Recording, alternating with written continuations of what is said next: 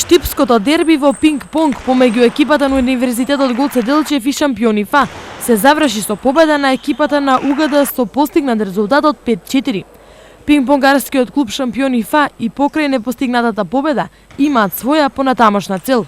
Оваа година ние како претходни шампиони ќе се потрудиме да ја задржиме титулата. Ние ја остваривме нашата цел како шампион ФА, експресно, како што кажав, станавме државни шампиони и се надеваме дека нашата цел во иднина е да произведуваме млади кадри, нови кадри, штипски кадри, кои ќе ги бројнат броите на градот Штип. Додека пак универзитетската екипа е подготвена за наредните надпревари.